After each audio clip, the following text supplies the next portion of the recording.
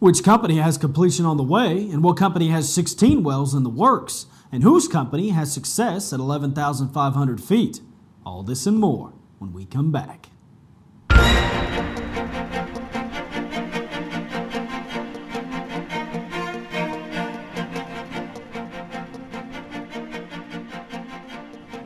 Hello and welcome back to EnergyScout News and Information. I'm your host, Red Byers.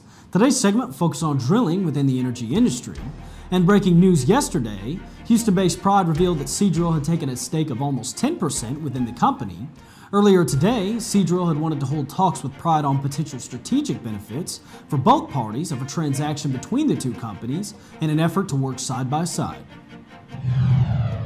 In other news, Kodiak Energy reported that New Mexico exploration program located in northeastern New Mexico continues to be on schedule. The program consists of drilling, testing, and seismic operations. Kodiak is operator and 100% working interest owner of this high-impact project, currently comprising approximately 62,000 acres, with signed letters of intent to purchase another 24,000 acres.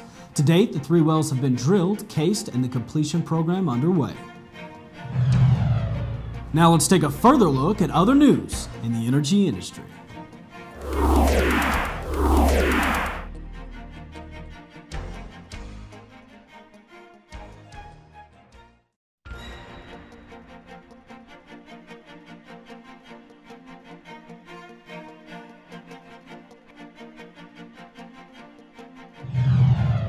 Emerald Bay Energy plans to build on its recent successful drilling operations at Nevis, Nelson, Joffrey, and Ferry Bank with its summer work program that will focus on low-risk natural gas development drilling operations in central Alberta.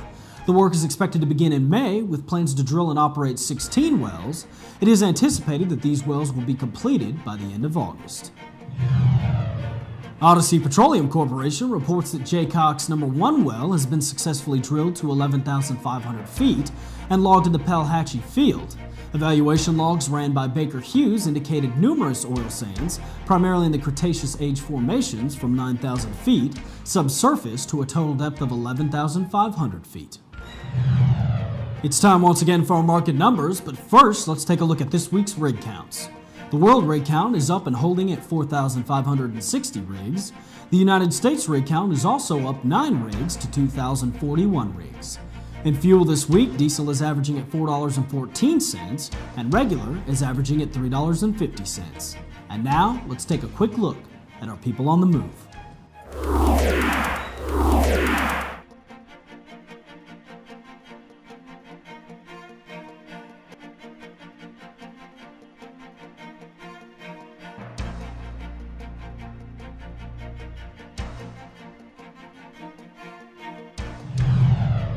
In strange news today, if you're claustrophobic, you might find this hard to watch. Take a look. Nicholas White was at his office late Friday night when, after a smoking break, he got in the elevator and headed back to his office. All of a sudden, the elevator jolted and then stopped. Realizing it was stuck, he pressed the intercom, but no response. With no cell phone to call for help, he started pacing, then decided to hit the emergency button. It went off, but it wasn't very loud. After a certain period of time, I knew that I was in pretty big trouble because it was the weekend. Sure enough, no one came to his rescue. With the alarm still ringing, he thought it might overheat and start a fire. He tried to stay calm, lying down in the cramped space. Amazingly, his plight could be seen in the building's security cameras, but none of the guards noticed. By now, White was hungry and thirsty, and his pockets were only antacid tablets. Rolaids aren't a very good meal, but, yeah. The water part was the thing that bugged me the most. 41 hours of elevator music? That's worse torture than being forced to watch one episode of American Idol. And that's it for today's Energy Headlines. Be sure to check out our website daily for up-to-date rig counts and company information.